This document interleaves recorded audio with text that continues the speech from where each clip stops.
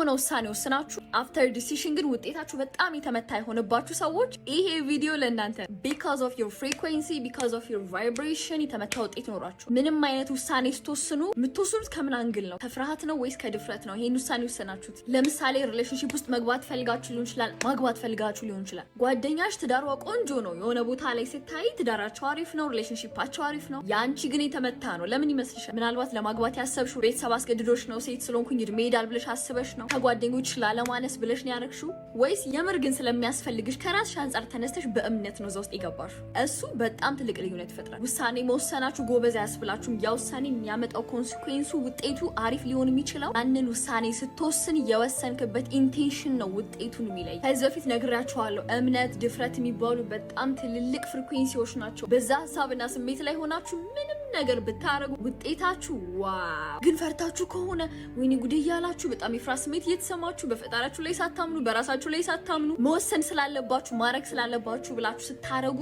እናቴ እንዳይደብራት ነው፣ ፋዘሬ እንዳይደብረው ብዬ ነው፣ ጓደኛዬ እንዳይደብራት ነው ምናምን ነገር ብላችሁ ከሼም ከምናምን የምትወስኗቸው ውሳኔዎች በጭራሽ ነው ውጤት የማያመጡ። ውጤት ቢመጣም ደስተኛ ያደርጋችሁ ቢካዝ ያንን ነገር የወሰናችሁበት ኢንቴንሽኑ በጣም የወረደ ፍሪኩዌንሲ ስላለው የምትፈልጉትን ውጤት እንዲያመጣላችሁ ብትፈልጉ ለዓለም ብሮድካስት ያደረጋችሁት ፍርሃትን ወይኔ ጉዴ ምናምን ነገር የሚል ስለሆነ ውጤቱም ሰዎች የሚከቧችሁ ሰዎች ውጤታችሁም የተመታ ይሆናል። በማን ምክንያት? በራስሽ ምክንያት አይመስላችሁ?